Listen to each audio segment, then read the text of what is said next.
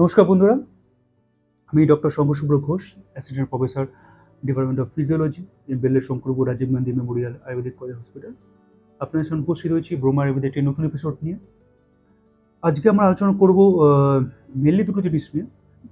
একটা হচ্ছে tennis elbow এবং তার সঙ্গে অ্যাটাচ করে একটা ডিজিজ একটা কন্ডিশনে আলোচনা করব। টেনিস এলবো অনেকেই নাম শুনে থাকবেন। কখন হয়, কেন হয়, কি জন্য হয়? অনেকেই বলবেন যে আমাদের ডাক্তারবাবু আমাদের এলবো জয়েন্টে অত্যধিক পেন হচ্ছে। কি কাজ করেন? না হয়তো তারা বেশি ওয়ার্কআউট করছেন বা তারা অনেক সময় আ এমন কিছু স্পোর্টসে আছেন যেটা গলফও হতে পারে, ক্রিকেটও হতে পারে বা কোনো কাজ করছেন যেগুলোতে আপনার এলবো জয়েন্টে বা ফোরামে বেশি প্রেশার পড়ছে। তো টেনিস এলবো সেটা হচ্ছে এটাকে বলা হচ্ছে অনেক সময় গলফার এলবো বলে। আর আয়ুর্বেদ ভাষায় এটাকে বলে পুরপর শুল। শুল মিনস পেন, পুরপর মিনস এলবো। তো এটা যখন এলবো জয়েন্টের বাইরের পোর্শনটা যখন টেনিস এলবো হবে তখন টেনিস বলের মধ্যে ফুলে যাবে। ফুলে যাওয়ার জন্য এটা যখন আপনি খুবই ব্যথা হবে, মুভমেন্টের সমস্যা হবে। যখন আপনি টাচ করবেন একটু গরম লাগবে এবং ওই জায়গাটা একটুখানি মানে হালকা গরম লাগবে এবং আপনার পেন হবে। সেটাই হচ্ছে মেনলি টেনিস এলবো। এলবো জয়েন্টে টেনিস বলের মধ্যে ফুলে যাবে আউটার পার্টে। ঠিক আছে? তো সেটাই হচ্ছে টেনিস এলবো বলা হচ্ছে। তো এটা কেন হচ্ছে, কখন হচ্ছে আর কাদের হচ্ছে? এটা অ্যাকচুয়ালি যারা বটম হ্যান্ড বা যারা ফোর আর্মে বেশি ইউজ করবেন তাদেরই হবে। সেটা যে কোনো স্পোর্টসে হতে পারে, আপনার এক্সারসাইজে হতে পারে, পাওয়ার লিফটিং হতে পারে, ক্রিকেটে হতে পারে, গলফে হতে পারে, বাট যে কোনো ডেইলি কাজকর্মে তো অনেক সময় হতে পারে। তো এটা কোনো কারণ নয় যে কেন হচ্ছে। এটা হবে যখন আপনার ফোর আর্ম বা এলবো জয়েন্টে বেশি প্রেশার পড়বে যে কোনো কাজের দরুন, তখনই কিন্তু অনেক সময় এটা হতে পারে টেনিস এলবোটা। তো এটা যখন হবে আ ত তখন আপনি কি প্রিকশন নেবেন? এর সাথে বলে রাখি টেনিস এলবোর সাথে আরেকটা কন্ডিশন থাকে যেটা হচ্ছে carpal tunnel syndrome. Carpal tunnel syndrome means আমাদের একটা মিডিয়ান নার্ভ আছে, মিডিয়ান নার্ভ নামে। মিডিয়ান নার্ভটা কি করে? মিডিয়ান নার্ভটা আপনার হচ্ছে ইনডেক্স ফিঙ্গার, মানে this is your index finger, এটা মিডল ফিঙ্গার, এটা হচ্ছে আপনার থাম্ব। এই ৩ টে জায়গাতে আপনাকে ওরা মানে সেনসেশন দেবে। ধরুন আপনি কোনো একটা জিনিস ধরছেন, জলের বোতল হোক বা কোনো একটা পেন হোক, যাই হোক, আপনি যে ধরে আছেন বা কিছু পিঞ্চ করছেন কাউকে, সেটা হচ্ছে আপনার মিডিয়ান নার্ভের জন্য। মিডিয়ান নার্ভ এই ৩ টাকে আপনাকে মেইনলি সেনসেট করছে। আর কিছুটা হলে আপনার একদম যেটা কোড়ে আঙুল যেটাকে বাংলা ভাষায় বলে, তার আউটার পার্টকে কিছুটা সেন্সেস করছে। তো এই মিডিয়ান নার্ভটা যখন কোনো কারণে কম্প্রেস হয়ে যাবে বা কোনো কারণে এটা অতিরিক্ত প্রেসারে পড়বে, তখন কি হবে? আপনি এটাকে ধরতে পারবেন না, মানে আপনি গ্র্যাপস করতে পারবেন না। আপনার ইন্ডেক্স ফিঙ্গার দিয়ে, আপনার মিডল ফিঙ্গার দিয়ে এবং আপনার থাম্ব দিয়ে আপনি কোনো জিনিসকে ধরতে পারবেন না। ঠিক আছে? পেন হবে এবং সেই পেনটা আপনার এই ফিঙ্গার থ্রু আপনার আপনার ফোর আর্ম এবং এলবো অব্দি আসতে পারে।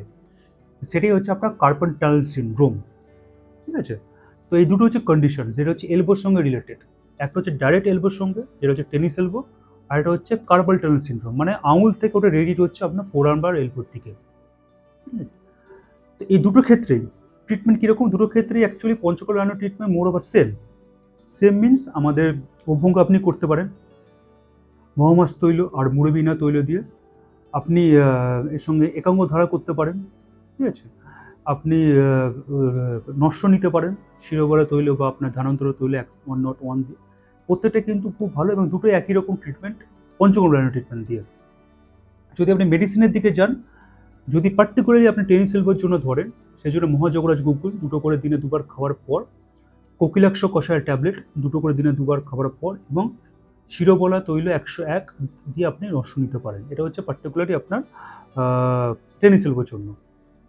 আর যদি আমি বলি কার্পাল টানেল সিনড্রোমের জন্য, সেটা আপনি নিতে পারেন লাক্সাদি কুকুল ২ করে দিনে ২ বার খাওয়ার পর, কোকিলেশ্বর কষায় ট্যাবলেট ২ করে দিনে ২ বার খাওয়ার পর এবং তার সঙ্গে আপনি নিতে পারেন যেটা গন্ধ তৈল দিয়ে আপনি ওটাকে নস্য নিতে পারেন। তো এটা হচ্ছে দুটো line of treatment, same but একটু আলাদা। আর যদি কারোর হয়ে থাকে তারা কি মেনটেন করবেন, রেস্ট্রিকশন নেবেন। মেনটেন অবশ্যই এমন কিছু করবেন যাতে আপনার এলবোতে প্রেশার না পড়ে। যারা ধরুন আমাদের এলবো একটা স্ট্র্যাপ পাওয়া যায় বা এলবো জয়েন্টে একটা স্ট্র্যাপ পাওয়া যায়। ঠিক আছে? ওটা আপনি যেটুকু মেডিকেল শপে পেয়ে যেতে পারেন। বা যারা ধরুন কোনো এক্সারসাইজ কাজ করছেন তারা একটা নরমাল ক্রেপ ব্যান্ডেজ ইউজ করবেন। ঠিক আছে? এলবো জয়েন্টে। তারপরেও যদি ব্যথা না কমে বা সোল হয়ে থাকে বা ফুলে থাকে, লাল হয়ে থাকে, তাহলে অবশ্যই সেটা আপনার যে নিয়ারেস্ট সার্জারি আছে বা ভালো সার্জারি থেকে আপনি সার্জারি করা মানে এটাকে সার্জিক্যাল অপারেশনের দিকে যেতে পারেন, টেনিস এলবোর দিকে, ঠিক আছে, যদি আপনার ওষুধে না কমে। বাট কার্পাল টানেল সিনড্রোম এটা অনেক সময় ওষুধে কমে যায়, এটা কোনো বড় প্রবলেম নয়। আর এইটুকু আমাদের খেয়াল রাখতে হবে যে যদি টেনিস এলবো হয় তাহলে আমাদের সার্জারি একটা হচ্ছে one of the last option. Carpal tunnel সিনড্রোমে ওরকম সেরকম কোনো অপশন নেই, আপনি মেডিসিনে কমে যেতে পারে।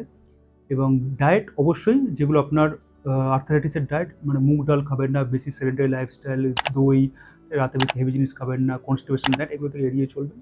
নিউট্রিশিয়াস ডায়েট খাবেন, ফাইবারযুক্ত খাবেন এবং যত সম্ভব মোবিলিটি রাখবেন চল্লিশে, ঠিক আছে।